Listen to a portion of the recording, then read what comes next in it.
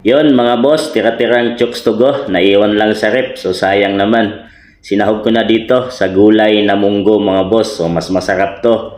Dahil templado na itong ating chokes to go mga boss, no? May lasa na siya. So magiging malasa na itong ating gulay na munggo mga boss. So masarap humigop ng gulay ngayon. Lalo na ganyan, may sabaw-sabaw mga boss. So bago tayo maggisa ng mga sangkap, lamas niya dyan mga boss.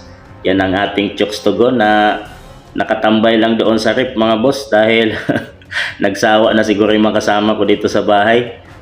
Kaysa naman mga boss masira lang sinahog ko na siya dito sa gulay na munggo. Gisa lang tayo ng bawang, sibuyas, kamatis mga boss at ilagay na natin yung chokes to go na hinimay-himay ko ng maliliit mga boss. Pangit naman kung malalaki yung hiwa. So mga ganyan lang mga boss. Okay na yan. Sahog na natin yung kalabasa mga boss dahil matigas yan at matagal palambutin. Medyo matagal. Nasa mga 3 minutes yan mga boss.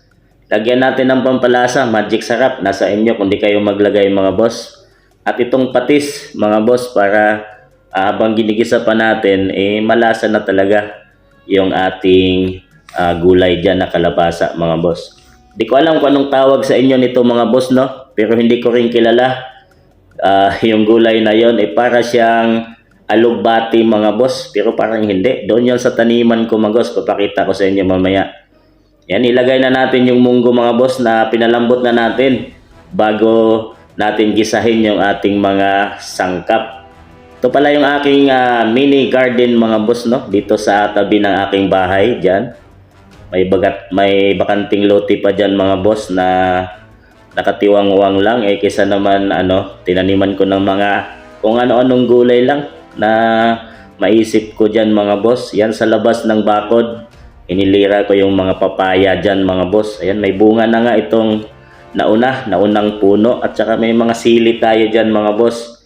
Yan yung loob ng aking gulayan mga boss. Sari-sari yung gulay dyan, talong, okra, upo. Ayan, yung mga na yan mga boss na sinahog ko dyan, itong kalabasa ay dyan ko lang sa gulayan katabi ng bahay ko kinuha mga boss. So di ka na bibili. Ito sinasabi ko sa inyo mga boss kung anong pangalan yan sa inyo. Pero para siyang alugbate. Pero parang hindi naman alugbate. Di ko alam, nakalimutan ko yung pangalan yan dito sa probinsya namin mga boss. Dito sa Rojas City. So di ko alam. Komento lang dyan mga boss kung anong pangalan nito dyan sa mga lugar ninyo. Pero ito yung nilagay kong gulay dyan mga boss sa munggo. So mas masarap siya mga boss dahil fresh at para siyang alugbate din. Parang kabrand siya or kamag-anak siya ng alugbate.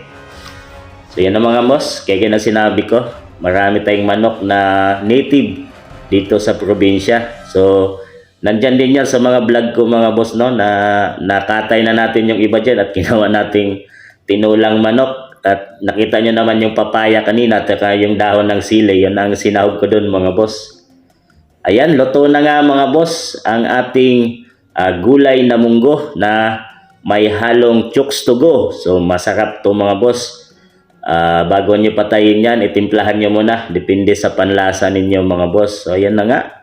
Ready to serve at kainan na yan mga boss. At least hindi na sayang yung ating chokes to go mga boss na nakalagay lang doon sa rep. Nagsawa na siguro silang kumain.